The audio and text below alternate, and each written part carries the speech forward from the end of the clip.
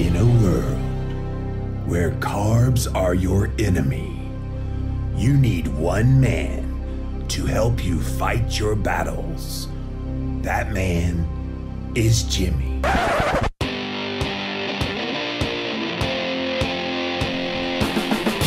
Combating nutrition disinformation and general bull. It's Jimmy Rants. JimmyRants.com. What's up, you guys? Welcome back to another Instagram Live, and we're here with another episode of Jimmy Rants. If you're brand new to Jimmy Rants, go to JimmyRants.com. That's where all the magic begins. We start off on Instagram. Go follow me there at Living Low Carb Man, LIVIN Once you're there, you can engage live in the content, just like Dory and Rocky and Joshua and all these wonderful people coming in right now. If you missed the live, you can watch it on replay for up to 24 hours. After that, poof, it goes away, but we put all the past episodes on YouTube, so go follow it on YouTube. Type in Jimmy Rants as a keyword search. You will find the show. Finally, we have a Jimmy Rants podcast available on Apple Podcasts and Stitcher. JimmyRants.com is the website.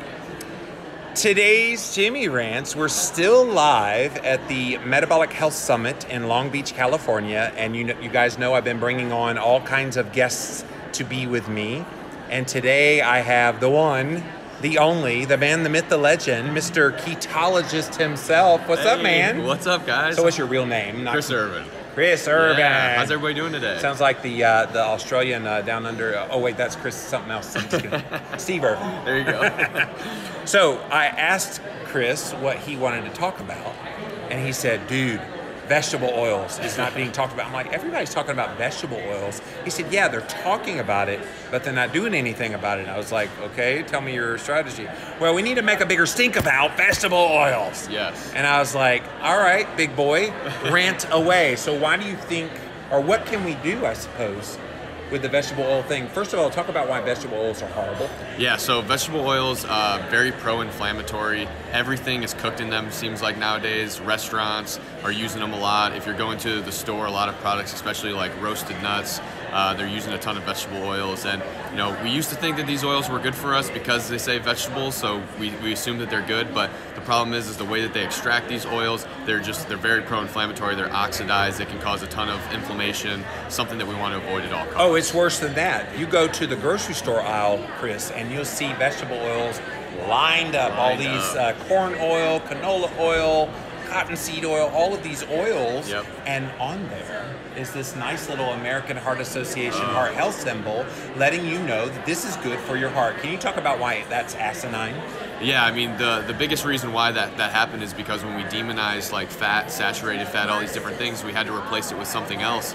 And we decided that that was vegetable oil. So, you know, the American Heart Association decided that, you know, replacing any other fat that you're having in your diet, especially saturated fat, with vegetable oils is going to lead to improved heart. So now all of these foods have this AHA stamp of approval on them, which is really deceiving, and it confuses a lot of people. Well, and what's really interesting is vegetable oils do one really good thing on your cholesterol panel that a lot of doctors love. This is why doctors and dietitians promote it. It will lower LDL-C on your markers. Yep. But what they don't tell you is if you look at the subfractions, it's actually eliminating all the good LDL, the large fluffy kind of LDL, and it's going to shift you from being in a pattern A to being in a pattern B, where most of the preponderance of your LDL particles are going to be those small, dense LDL particles. And oh yeah, by the way, they oxidize those, which makes it highly atherogenic, and yet they promote this stuff as heart healthy. Yep. Yeah, and the biggest reason why that's a challenge on a ketogenic diet is that, you know, when you're having a lot more fat in your diet, when you're consuming a keto diet, your LDL levels can go up, and some people may respond with them being higher. And that's not necessarily a bad thing, but when your CRP is high, when you're consuming a lot of pro-inflammatory foods, now that can become dangerous. So if you're on a ketogenic diet and maybe you're dining out very frequently, you're having a lot of meat that's being cooked in vegetable oils at restaurants. And they do. And it's very common, it's very hard Unless to avoid. Unless you ask for it, but even then they're like, what? Yeah, they're very confused about it. So when you're doing that all the time, now you're introducing a state where, you know, possibly this increase in LDL can be dangerous because your CRP, which is a common inflammatory marker, is elevated. Now that can become damaging. So it's one of the ways that you can actually not get the most out of a ketogenic diet if you're getting a lot of these in your foods. Well, and a lot of people, they don't realize they're getting them because they don't realize just about every packaged salad dressing has vegetable oils in it. Every single roasted nut has cottonseed oil, soybean oil, some kind of a blend. So you're getting vegetable oils that way. Every single mayonnaise product, unless it's Primal Kitchen, tends to have vegetable oils in it. And so you're getting them in your diet whether you realize it or not. And if you're eating a crappy garbage diet, number one, you're getting the carbs, which is the wheat and the sugar, but you're also getting a huge dose of vegetable oils. And so I don't think it's being talked about enough in that realm of the damaging effects of it. When I wrote my book, Cholesterol Clarity, in 2013, we called carbs and vegetable oils the two evil villains in your health. And people are understanding, okay, I should avoid. But then you go to a restaurant, oh, it's just a restaurant. I'll go ahead and have the mayonnaise. I'll go ahead and have the conventional salad dressing. What can we do? Because you're like, hey, I want to rant about this, but what can we really do to change that? Yeah, so if besides not visiting there anymore. Exactly, yeah. So, you know, when you're going to a store, it's a different store. There's a lot of options, like all the stuff that he's saying. You can get dressings that don't have vegetable oils. You can get nuts that aren't roasted in vegetable oils. So the choices there are a little bit easier, but when you go to a restaurant, it can be a little bit more challenging. So one of the best ways to combat it is that you can bring your own salad dressing. So if you know you're going somewhere where you're going to be having a salad, or maybe you're going to be having a steak where you want to have a dressing as a side, preparing by like the Primal Kitchen products are a great thing to bring with you, pack with you, so you can be prepared. And then the other thing to do is just ask questions. I think a lot of times at restaurants, people get a little bit weary and they kind of feel uncomfortable with talking to the waiter and asking how their food's being prepared. But you know, it's what you're putting into your body and it matters. So you shouldn't feel, you know, insecure about asking that. Have the conversation. And a lot of times, you know, they can at least not cook it in the vegetable oil. Maybe if they might not have an option like coconut oil. That's pretty rare because it's a lot more expensive than vegetable oils. A lot more getting butter now, at least. Yes, but you can opt for a butter, or maybe you can just opt for them to not cook it that way. But the other thing too is, like, you know, if you are at a restaurant, it might just be about choosing the right options. If you can't really have them not prepare it in vegetable oils, and maybe you just want to choose a food like maybe a lower fat food like a chicken or something that maybe it's not going to be fried in a pan like that. Maybe it's going to be, you know, there's a couple different ways they can cook. If you can get them to cook it on a grill, that's going to be way better because they're probably scrape not going the to grill first. Exactly. Yeah, if you can get them to scrape the grill first, that's most important. Yeah. So it's all about doing the best you can. You know, it's not. This isn't meant to fear anybody into not going to restaurants. Don't get neurotic about it. Yeah, don't be neurotic about it. But if you can make the change, and if you can ask for them to prepare your food a little bit better, it's definitely worth doing. Yeah, I went to a restaurant next door to here, Rock Bottom, the other day. I'm doing this keto carnivore thing, so I was like, weirdest order of the day you're gonna get. Can I have 6 hamburger patties? Yeah. And they were like, you want fries with that? No. Nope. 6 hamburger patties. That's all I need. Yeah. We're going to have to get the manager. So the manager comes over. I said, it's probably like $4 a piece. I'm good with that. Yeah. And they were just like, okay, you don't want fries? You don't want like... And then I was like, well, wait. Scrape the grill. Yeah. Don't allow any, you know, juices or whatever that's on the grill to be there when you start cooking it. And it was delicious, by the way. Right.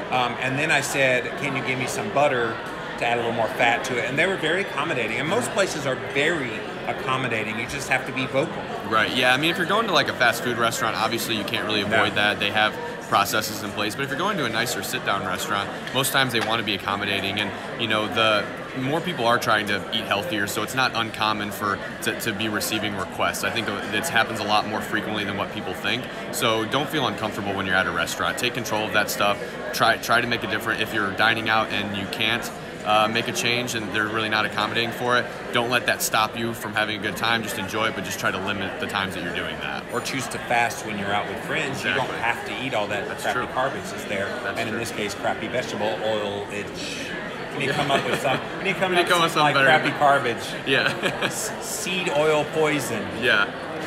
Yeah, we'll come up with something. Give us a while. All right, let's see what you guys have to say. Welcome in. Welcome in. Thanks for being here. Hello, Dory. Thanks for being here. Hello, Joette. Thanks. All my regulars are here. Inviting my friends. Dory said. Dory's always she's a big fan of you too. Oh, awesome. Thank you, Lori.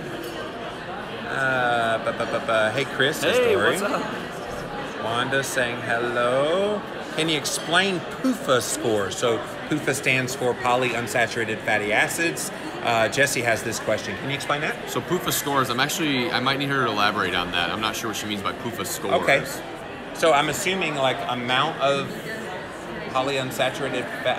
I don't know. Yeah, I need to Clarify, I need a Jesse. clarifying one on that. Vegetable oils are best used as fuel for cars and oil-burning furnaces.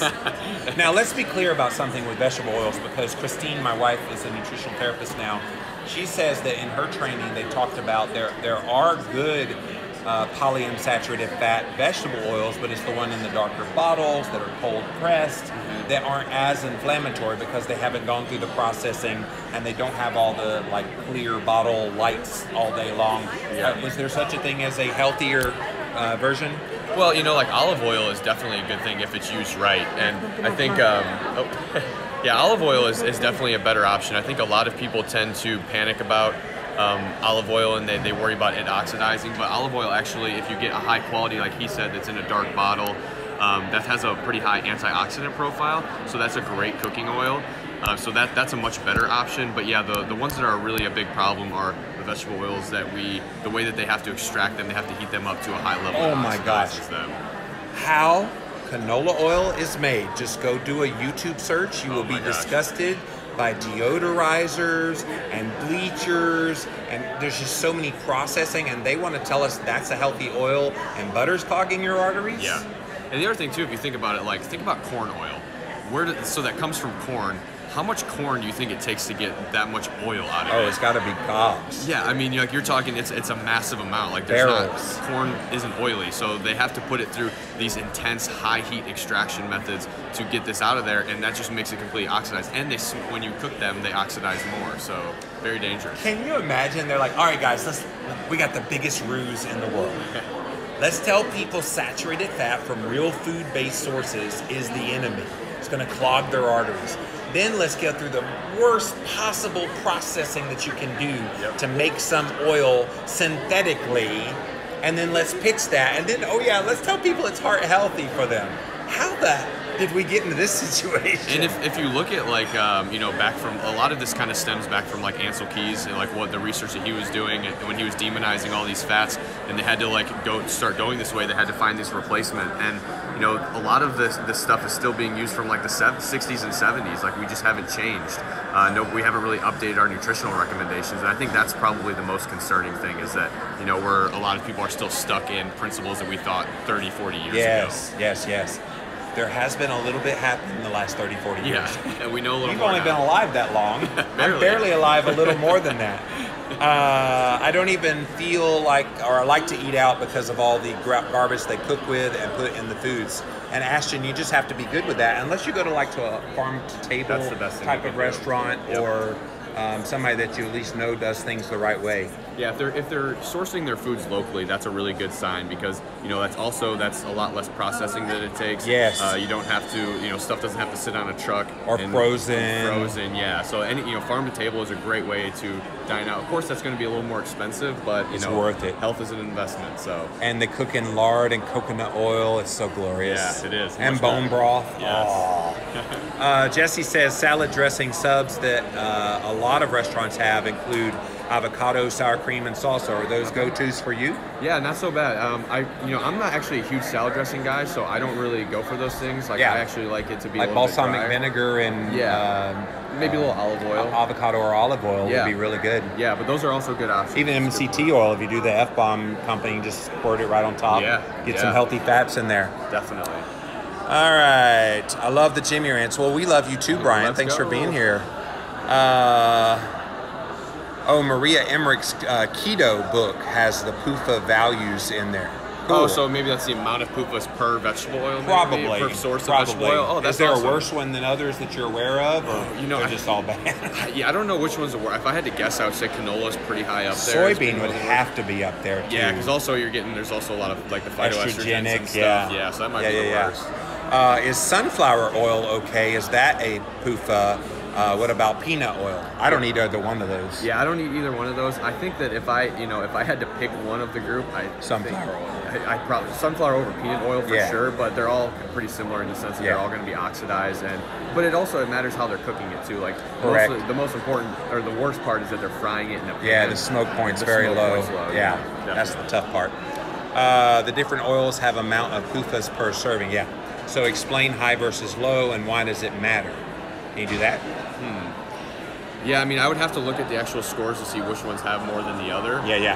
Because there's another question out there. What's that say? Yeah, so if my high C-reactive score is, or my HSCRP is low, but my cholesterol ratio is 5.1, my trigs are 100 AM, am I okay? All right, so that's a general question, not what we're talking about down here in this Jimmy Rants. It's a great question. Email me, Mr. Ketologist or Jimmy Moore would be happy to help with that. That's another rant topic. We both have knowledge on that, but it's not on point.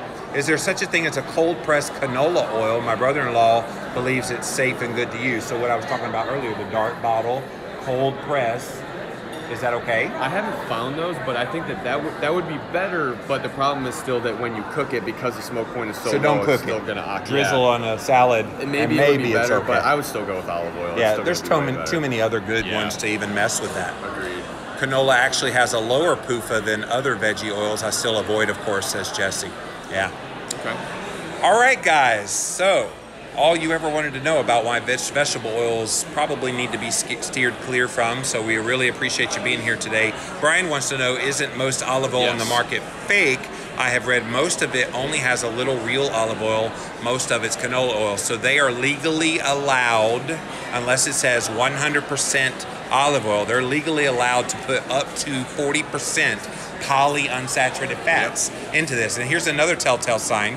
It'll have country of origin, and if it's like 50 different places, that's no bueno. You want Italy. You want California. Yeah, and you also want to make sure this in, like you mentioned earlier, a glass dark bottle. That's also really important. Yes.